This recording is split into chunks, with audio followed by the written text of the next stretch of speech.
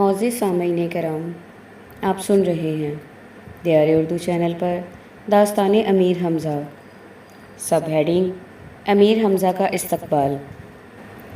اسی خیال میں تھے کہ بادشاہ نے کئی خوان زر سرخ و سفید منگوا کر امیر کے سر پر نثار کیے۔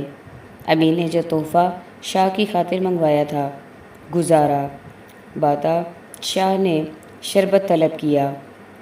جوانان خوبصورت خوش الحان اور شیریں طراز جام شربت ہونے لگے، یاروں کو دست بدست دیتے۔ جب شاہ امیر بما عمرہ شربت پی چکے تو خوان ساز جواہر نگار خوان لے کر حاضر ہوئے۔ ہر قسم کی نعمت جو عالم میں تھی لا کر چنی۔ جب کھانے سے فراغت ہوئی اور ہاتھ صاف کر چکے تو آپس میں خوش طبعی کرنے لگے اور رمز و رموز ہوتے رہے، اور ساقیان یمن ساق با تروک مجلس میں حاضر ہوئے اور دور شربت کا گردش میں آیا۔ مطربان خوش الحان جہاں تک تھے حاضر ہوئے اور صدائے ساز و آواز کی بلند ہوئی۔ عیش و نسیم سے اس گلشن محفل میں غنچۂ دل کا ہر ایک شگفتہ ہوا۔ اس وقت شاہ نے عمر کو از راہ سرفرازی فرمایا، ہم کو تمہارے گانے کا اشتیاق ہے، تم گاؤ۔ عمروں نے حضرت داؤد علیہ السلام کا دو تارہ لے کر بجانا شروع کیا اور کئی شعر ایسے گائے کہ ہر طرف آواز واہ واہ کی پیدا ہوئی۔ بادشاہ نے اس وقت قصد کیا کہ انگشتری زر ہاتھ سے نکال کر عمرو کو دے۔ دیکھا تو انگلی میں انگوٹھی نہیں، کہاں تلاش کروں، کس نے لی ہے؟ عمرو نے کہا، وائے خلوتیوں کے، کوئی باہر سے نہیں آیا، حکم ہو تو ان کی تلاشی لوں۔ کہاں لوں؟ تو عمرو پکارنے لگا کہ یارو جس نے انگوٹھی پائی ہوئے دے، کیونکہ شاہ ہرگز کچھ نہیں فرمائیں گے، میں گناہ معاف کرا دوں گا۔ یہ سن کر لوگ ڈھونڈنے لگے اور ہر انسان کہتا کہ الحمدللہ ہم بھی باہر نہیں گئے۔ بادشاہ نے فرمایا، مردان اسلام میں سے کسی نے نہیں لی، ہمارے ہی آدمیوں کو دیکھو۔ شاہ کے حکم سے جلسے کے ایک ایک آدمی کو دیکھ چکے تو کسی سے نہ ملی۔ پھر حکیم بزرج عمر کو حکم دیا کہ تمام حکماء اور علماء کی تلاشی، تو خواجہ ہر ایک کی جیب اور کمر دیکھنے لگے۔ جب بختک کے پاس پہنچے تو حاتم اس کی جیب سے نکلی۔ شاہ نے فرمایا کہ وزیر ہو کر نیت چوری کی رکھتا ہے، اس کو ہدایت کرو کہ پھر ایسی حرکت نہ کرے۔ امیر نے بادشاہ کے کان میں آہستہ سے کہا کہ اس پر غصہ نہ فرمائیے، یہ بے گناہ ہے، یہ خوش طبعی عمرو کی ہے۔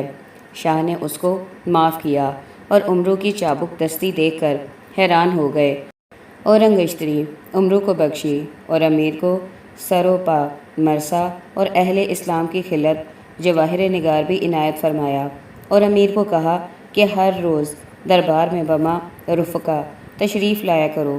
تو امیر رخصت ہو کر تلشاد کی طرف گئے۔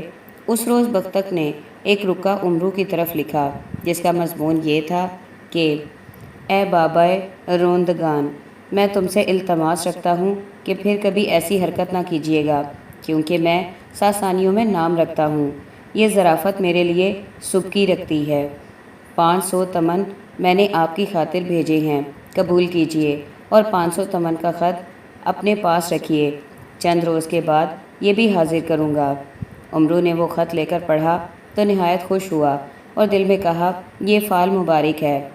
پہلے روز مال دکھائی دیا کہ ہمیشہ اسی طرح دستیاب رہے، اس کا جواب لکھا اور معذرت کی۔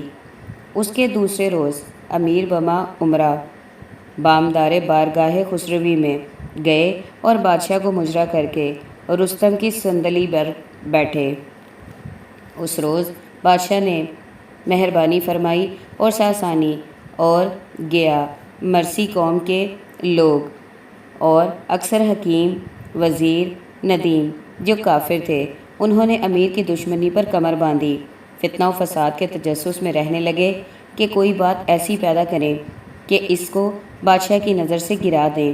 کہ ایک روز فولاد بن गुस्तम बारगाह के दरवाजे से अंदर आया। कदर मीनार के बराबर मरसा पोश जरदा से दामन को गर्दाने हुए, दस्त पर कब्जा सुर्ख चेहरा बनाए सामने बादशाह के आकर मुजरा किया। बारगाह हजूर में जिस कदर सरदार कुफ़ार उमराए नामदार मौजूद थे, वास्ते ताज़ीम खड़े हुए, और वो एक फौलादी ज़ीर दस्त पर शहज़ादा हरमज़ ताजदार के बराबर बैठा और बचश्मे गज़ब अमीर की तरफ देखकर कहने लगा, ए अबू अल अली बादशाह ने मुझको भेजा है, तुम मेरे बाप के दंगल पर बैठे क्या इरादा रखते हो? और नौशेरवां से कहा, यही चाहते थे कि इस लड़ाई पर भेजा था, खुद दुश्मन को ज़ेर करके ले आता है और उसके आने तक सब्र ना किया और मेरे बाप की जगह एक रईसज़ादे को दी। गर्ज बादशाह ने ऐसी बातें की कि अमीर से ना रहा गया, तो शाह से कहा कि ये क्या कहता है? इसका नाम फौलाद बिन गुस्तम है और बहराम गर्द खान शहज़ादा चीन ने मुझसे सरकशी की थी, तो मैंने उसके बाप को मुकाबले के लिए भेजा है। शायद वो इसे लेकर 12 रोज़ तक पहुँचे और वो उसी कुर्सी पर बैठता था कि जिस पर तुम बैठते हो, और वो मेरी फ़ौज का सिपा सालार है और बहादुरी में लासानी है। इस खातिर इसको ये कुर्सी दी थी। अब ये कहता है कि मेरे बाप की जगह ये कौन बैठा है?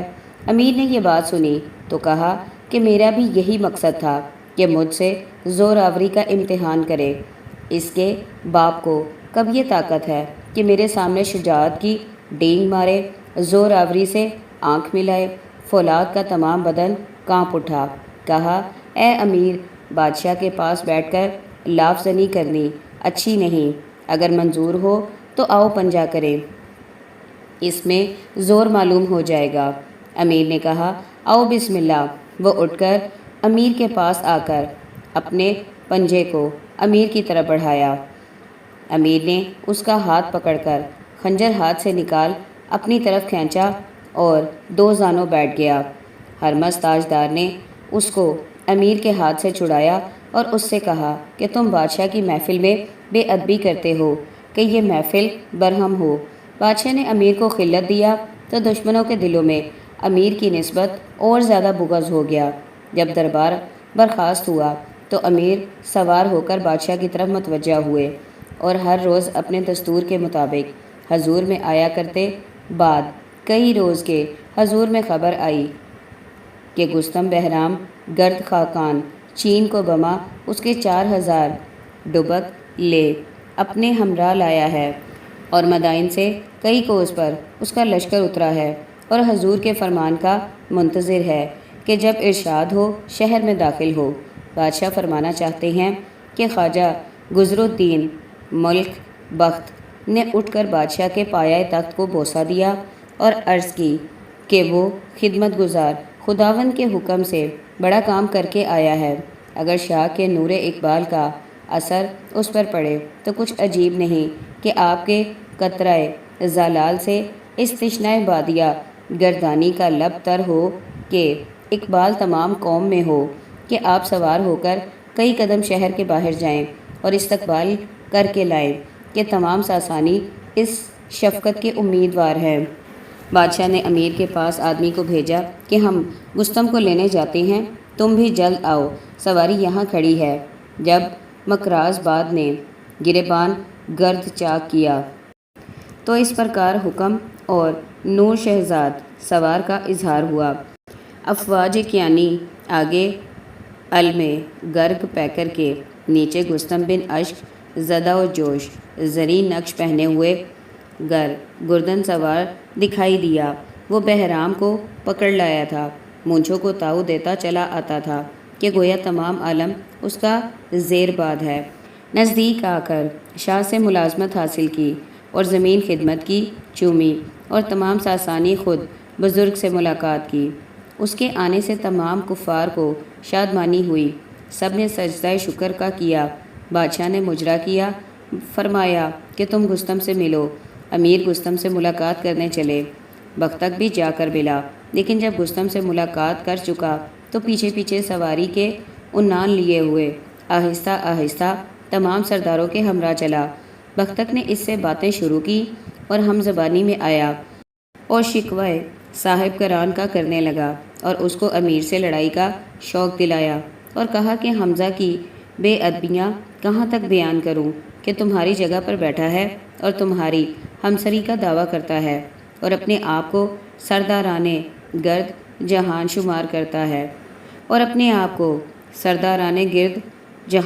شمار کرتا ہے اور بیٹے فولاد کو سرے دربار حضور مستعد با جنگ ہو کر از روئے فاش پنجہ کیا اور اس کو شاہ کی تمام مجلس میں شرمندہ کیا۔ گستم اس بات کو سن کر آتش غضب سے کباب ہو کر سوختہ ہوا اور کہنے لگا کہ خاطر جمع رکھیں، میں اب آیا ہوں، ہر ایک اپنی اپنی جگہ پر بیٹھے گا۔